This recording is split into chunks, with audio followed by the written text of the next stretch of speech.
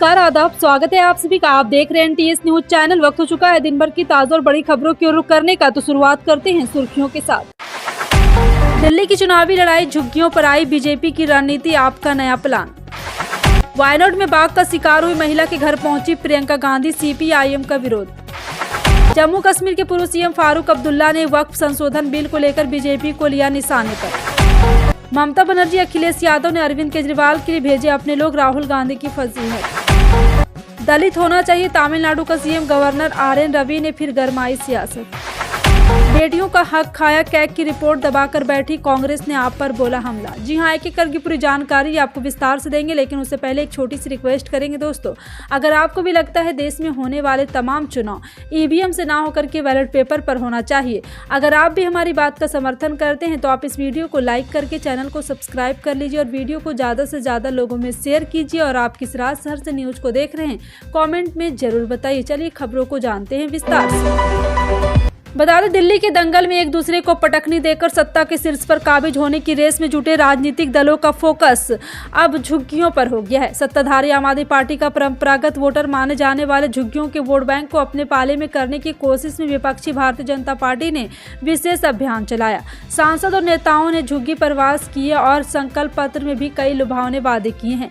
अपने core voter को बचाए रखने और बीजेपी की रणनीति को काउंटर करने के लिए अब आम आदमी पार्टी भी एक्टिव हो गई है। सूत्रों की माने तो आम आदमी पार्टी हर झुग्गी के लिए 8-8, 10-10 लोगों की टीम बनाई है। इस टीम में झुग्गी के शिक्षित लोगों के साथ ही प्रभावशाली व्यक्तियों को शामिल किया गया है। साल 2020 में दिल्ली में हुए दंगों के आरोपी और पूर्व पार्षद ताहिर हुसैन को सुप्रीम कोर्ट ने राहत देते हुए कस्टडी पैरोल की मंजूरी दे दी है। इसके बाद ताहिर हुसैन को पुलिस हिरासत में चुनाव प्रचार करने की छूट मिल गई है। ताहिर हुसैन दिल्ली के मुस्तफाबाद सीट से एमआईएम पार्टी के टिकट पर विधानसभा चुनाव लड़ रहे हैं। ताहिर हुसैन ने पूर्व में सुप्रीम कोर्ट में चुनाव प्रचार के लिए जमानत देने की याचिका दायर की थी, लेकिन इसकी मंजूरी नहीं मिल पाई थी। अब उन्होंने पुलिस हिरासत में ही चुनाव प्रचार कर देने की इजाजत सुप्रीम कोर्ट से मांगी थी, जिसे सुप्रीम कोर्ट ने मंजूर कर लिया है।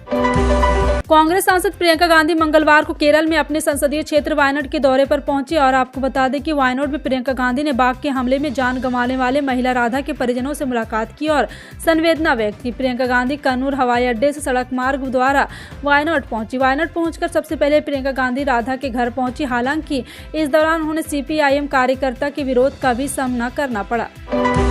सोमवार को मध्य प्रदेश के महू में एक रैली को संबोधित करते हुए राहुल गांधी ने राजा मोहन राय और महाराजाओं को लेकर एक टिप्पणी की थी, जिस पर केंद्रीय मंत्री ज्योतिरादित्य सिंधिया ने कड़ी आपत्ति की। सिंधिया की आपत्ति पर अब कांग्रेस ने पलटवार किया है और आजादी से पहले शाही परिवारों के अंग्रेजों के प्रति कथित प्यार का हवाला दिया और कहा कि हम उसे नहीं भूल सकते हैं।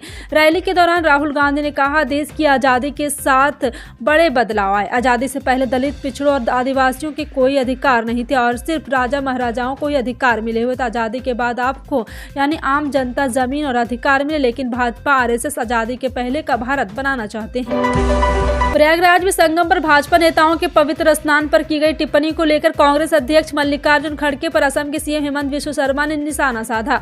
सीएम शर्मा ने कहा कि उनका बयान सनातन के खिलाफ मानसिकता को दर्शाता है, वे आत्मचिंतन करें और अपना रुख तय करें। असम के सीएम हेमंत बिस्वा शर्मा ने कहा, महाकुंभ पर कांग्रेस अध्यक्ष मल्लिकार्जुन खड़गे का बयान सनातन धर्म के खिलाफ उनकी मानसिकता को दर्शाता है। मेरा मानना है कि यह राहुल गांधी के नेतृत्व वाली कांग्रेस पार्टी का आधिकारिक रुख है। नेशनल कॉन्फ्रेंस के नेता और जम्मू कश्मीर के पूर्व मुख्यमंत्री फारूक अब्दुल्ला ने देश में मुसलमानों की स्थिति पर बयान दिया है। उन्होंने कहा कि हमारी हालात इसलिए खराब है क्योंकि हम अल्लाह से दूर है। जिस दिन हमें अल्लाह पर पूरी तरह भरोसा हो जाएगा, सब ठीक हो जाएगा। फारूक अब्दुल्ला ने कहा कि हम मुसलमान नाम के हैं, अमल के मुसलमान नहीं है। जिस दिन हमारे अमल ठीक हो जाएंगे और अल्लाह पर पूरा भरोसा होगा, वही है, वही था और वही रहेगा, बाकी सारा मिट जाएगा, तो इंशाअल्लाह मुसलमान फिर से उठेंगे। दिल्ली के मुख्यमंत्री आतिशी के कोर्ट में बड़ी राहत मिली है। बीजेपी की तरफ से दाखिल मानहानि के केस को कोर्ट ने खारिज कर दिया। दिल्ली के राउज एवेन्यू कोर्ट ने अपने फैसला सुनाया। दलित के समन और समन रेवेन्यू कोर्ट ने अपना फैसला सुना दिया है। अदालत के समन को रद्द करते हुए कहा है कि आप नेता की टिप्पणी विपक्षी पार्टी के खिलाफ की गई थी, न कि संगठन को व्यक्तिगत सदस्यों के खिलाफ। पीटीआई की रिपोर्ट के मुताबिक स्पेशल जज विशाल गोगटे ने मजिस्ट्रेट अदालत के आदेश के खिलाफ आप नेता की ओर से दायर अपील पर यह आदेश पारित किया। तमिलनाडु में दलित समुदाय को कोई व्यक्ति मुख्यमंत्री बनेगा। गवर्नर आर एन रवि ने सोमवार को चिदंबरम में आयोजित एक कार्यक्रम में इस सवाल का जवाब देने की कोशिश की और कहा है कि उनका सपना है कि दलित समुदाय के लोग भी देश के शीर्ष पदों पर पहुंचे। यह बयान गवर्नर ने स्वामी सहजानंद 135वें जयंती समारोह में दिया और इसके साथ ही उन्होंने समाज में समानता और सामाजिक न्याय की बातें की। 26 जनवरी को राष्ट्रीय स्तर के एक अंग्रेजी अखबार में छपी एक खबर ने बिहार की राजनीति में अचानक सरगर्मियां तेज कर दी। कयास लगाए जाने वाले कि जल्द ही मुख्यमंत्री नीतीश कुमार के बेटे निशांत कुमार राजनीति में आने वाले हैं। बीते दिनों उनके एक बयान के अर्थ निकाले जाने लगे और इस चर्चा ने और गर्माहट पाली। इसके बाद जदयू के एक वरिष्ठ नेता के बयान ने भी कुछ ऐसा ही संकेत किया कि सियासी मामला गर्म हो गया। जाहिर तौर पर इस प्रश्न के उत्तर ढूंढने जाने लगे कि क्या वाकई में निशांत कुमार राजनीति में आने वाले हैं। क्या वह पिता नीतीश कुमार की राजनीति विरासत संभालने के लिए तैयार हो गए। बीते 3 दिनों से इसको लेकर खूब हंगामा मचा, लेकिन अब नीतीश कुमार की पार्टी जनता दल यूनाइटेड ने इसको लेकर जवाब दिया है। जेडीयू ने निशांत कुमार को लेकर पार्टी स्टैंड मीडिया के समक्ष रखा है। दिल्ली विधानसभा चुनाव के लिए अंतिम दौर का प्रचार चल रहा है। यहाँ मुख्य मुकाबला भाजपा और आम आदमी पार्टी के बीच है, लेकिन कांग्रेस पार्टी भी अपनी उपस्थिति दर्ज कराने की जीतोड़ कोशिश में लगी हुई है। इस कारण इंडिया गठबंधन का भविष्य अधर में लटक गया है। यहाँ इंडिया गठबंधन दो फाड़ हो गया। कांग्रेस पार्टी पूरी तरह अलग थलग पड़ गई है। इंडिया गठबंधन के करीब सभी दलों को मानना है कि इस केंद्र शासित प्रदेश में भाजपा से मुकाबला करने के लिए कांग्रेस की तुलना में आम आदमी पार्टी ज्यादा सक्षम है। ऐसे में उन्होंने खुले तौर पर आप और केंद्र अरविंद केजरीवाल का समर्थन करने का फैसला किया है। हिमाचल प्रदेश के ऊना जिले में अब बिना हेलमेट और उपयुक्त नंबर प्लेट के पेट्रोल पंपों पर पेट्रोल डीजल नहीं मिलेगा। जिला आपदा प्रबंधन प्राधिकरण के अध्यक्ष एवं जिला दंडाधिकारी जतिन लाल ने इस संबंध में आदेश जारी किए हैं।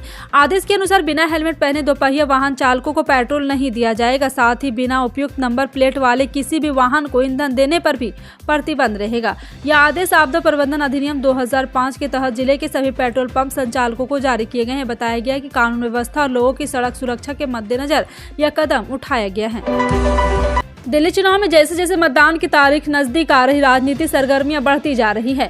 और बता दें कि अपनी जीत और दूसरों की हार सुनिश्चित करने के लिए दल और नेता जी तोड़ मेहनत में जुटे हैं। तरह तरह की रणनीतियों पर प्रचार प्रसार का कार्यक्रम चल रहा है। इस बीच विभिन्न वर्गों के मतदाताओं को अपने पक्ष में करने और रखने के लिए तिकड़म पर तिकड़म चले जा रहे हैं। और इसी महासमर में असम के क्षेत्रीय दल AIM के प्रमुख और पूर्व सांसद बदरुद्दीन अजमल भी कूद पड़े। उन्होंने वीडियो जारी कर दिल्ली के धर्मनिरपेक्ष मतदाताओं से आम आदमी पार्टी के पक्ष में वोट करने की अपील की है। इस पर बीजेपी ने कड़ी प्रतिक्रिया भी दी है। पंजाब के अमृतसर में मेयर चुनाव में कथित धांधली के बाद कांग्रेस हाई कोर्ट पहुंच गई है। पार्टी ने कोर्ट की अवमानना का केस दर्ज किया है, जिसकी सुनवाई 29 जनवरी को होगी। कांग्रेस ने राज्यपाल गुलाब चंद कटारिया से भी मिलने का समय मांगा है। राज्यपाल ने उन्हें शाम 6 बजे का समय दिया है। 41 वर्षीय पार्षद के बावजूद कांग्रेस अपना मेयर नहीं बना पाई, जबकि आम आदमी पार्टी ने अपना मेयर चुन लिया। इससे कांग्रेस खेमे में भारी नाराजगी है। अमेरिका के राष्ट्रपति डोनाल्ड ट्रंप ने सोमवार को अमेरिकी हितों का हवाला देते हुए देशों पर टैरिफ लगाने के अपने प्लान के बारे में घोषणा की। उन्होंने अमेरिकी हितों को नुकसान पहुंचाने वाले देश में विशेष रूप से चीन, भारत और ब्राजील का नाम लिया है। फ्लोरिडा में हाउस रिपब्लिकन के एक ट्वीट के दौरान ट्रंप ने अमेरिका फर्स्ट आर्थिक एजेंडे पर जोर दिया। ट्रंप ने कहा कि हम उन देशों और संस्थाओं पर टैरिफ लगाने जा रहे हैं जो हमें नुकसान पहुंचाना चाहते, वे हमारे खर्च पर अपने देशों को मजबूत करना चाहते, लेकिन हम ऐसा अब और नहीं होने देंगे। दिल्ली में विधानसभा चुनाव के लिए वोटिंग जैसे जैसे नजदीक आ रही है, वैसे वैसे आरोपों का दौर भी तेज होता जा रहा है। कांग्रेस ने मंगलवार को आम आदमी पार्टी की सरकार पर CAG की रिपोर्ट को दबाकर बैठने का आरोप लगाया है। कांग्रेस नेता अजय माकन ने कहा कि राजधानी में सेक्स रेशियो में सुधार के लिए तत्कालीन CM शीला दीक्षित ने 2008 में लाडली योजना शुरू की थी। ये सिर्फ प्रचार में मशगूल सरकार है, सिर्फ वादे करने वाली सरकार है। ऐसे लोगों दिल्ली की जनता को बचा कर रहना होगा।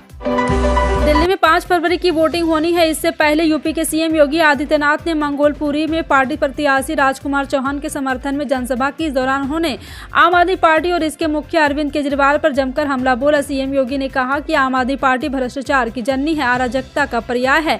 इस पार्टी को कभी बर्दाश्त नहीं किया जाना चाहिए। दिल्ली के हकों और सुरक्षा में सेंध लगाने वाली पार्टी है। भारतीय जनता पार्टी के नेता किरीट सोमैया ने मंगलवार को कहा, महाराष्ट्र के कुछ हिस्सों में अवैध बांग्लादेशी और रोहिंग्या प्रवासियों को जाली जन्म प्रमाण पत्र जारी किए जा रहे थे। इन गड़बड़ियों का खुलासा होने के बाद मुख्यमंत्री देवेंद्र फडणवीस ने कड़ी कार्रवाई की है, जो राज्य के गृह विभाग का जिम्मा भी संभालते हैं। सोमैया ने मीडिया से बातचीत में कहा, पिछले 6 महीने में महाराष्ट्र में 2.14 लाख बांग्लादेशियों और रोहिंग्यों ने जन्म प्रमाण पत्र के लिए आवेदन किया। भारतीय सराफा बाजार में सोने चांदी के दाम में कमी देखने को मिल रही है। जी हां, आपको बता दें कि जिस तरह से सोने चांदी के दाम में गिरावट दर्ज की जा रही है और यहां पे 24 कैरेट सोना 80,397 रुपये प्रति 10 ग्राम पर था, जो कि 28 जनवरी 2025 की सुबह कमी के साथ 80,006 रुपये तक आ गया। इसी तरह शुद्धता के आधार पर सोना चांदी दोनों ही सस्ते हुए हैं। आधिकारिक वेबसाइट के मुताबिक 995 शुद्धता वाले सोने की कीमत 79,686 रुपये प्रति 10 ग्राम है। वहीं 916 प्योरिटी वाले गोल्ड प्राइस 73,286 रुपये प्रति 10 ग्राम है। फिलहाल आपका इन सभी खबरों पर क्या कहना है, कमेंट सेक्शन में टाइप करके जरूर बताएं। मिलते हैं अगली बड़ी खबर में, तब तक के लिए जय हिंद।